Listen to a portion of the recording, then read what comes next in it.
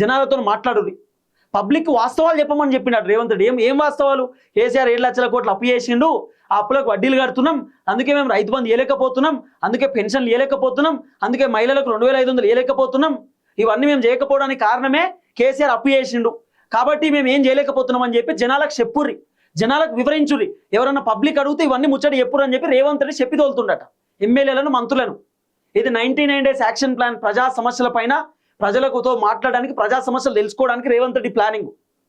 ఇవంతా కాదు, రేవంత్ అన్న బాధ ఒకటే, కేసీఆర్ బీఆర్ఎస్ పార్టీలు గ్రౌండ్లో తిరుగుతురు. వాళ్ళు గ్రౌండ్లో తిరుగుతురు అంటే కాంగ్రెస్ ప్రభుత్వం అధికారంలోకి వచ్చిన దగ్గర నుండి ఇప్పటిదాకా ఏమేమి జరిగింది, ఏం కథ అనేది బీఆర్ఎస్ వాళ్ళు మొత్తం జనాలకు చెప్తురు. రేవంత్ రెడ్డి 3-4 లక్షల కోట్లు అప్పు చేసిండు, ఇప్పటిదాకా ఏం చేయలేదు. రేవంత్ రెడ్డి ఇల్లు కట్టించుకుంటున్నాడు, రేవంత్ రెడ్డి రియల్ ఎస్టేట్ చేస్తుండు, దందాలు చేస్తుండు, ఇల్లులు కూడా కొడుతున్నాడు, అంత కాంగ్రెస్ ఆగమాగం ఉన్నది, మీకు పెన్షన్లు రాలేదు, అటోటి ఇటోటి బీఆర్ఎస్ వాళ్ళు జనాలకు చెప్తారు. బీఆర్ఎస్ వాళ్ళు జనాలకు అన్ని చెప్తున్నారనే ఆలోచనతోటి రేవంత్ రెడ్డి తనను తాను కాపాడుకోవడానికి, కాంగ్రెస్ పైన పాజిటివ్ తెప్పించుకోవడానికి ఇప్పుడు డ్రామా.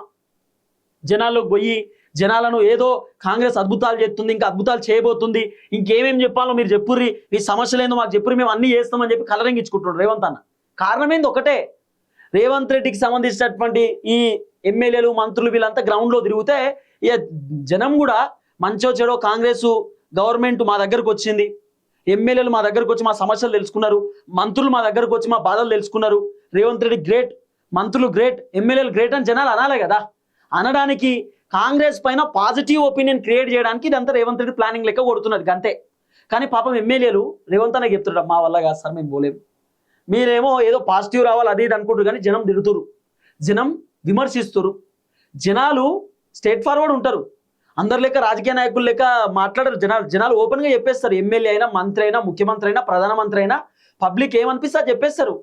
సార్ మాకు రైతు బంధు వస్తలేదని జనాలు చెప్పేస్తారు, మాకు 2500 వస్తలేవు, పెన్షన్లు వస్తలేవు, కళ్యాణ లక్ష్మి వస్తలేదు, మా ఊళ్ళో రోడ్ లేదు, మోరు లేదు, మా ఊళ్ళో గుడి లేదు, బడి లేదు చెప్పేస్తారు జనాలు ఓపెన్గా. ఓట్లేసి గెలిపించారు కదా, జనాలక రైట్ ఉంటుంది.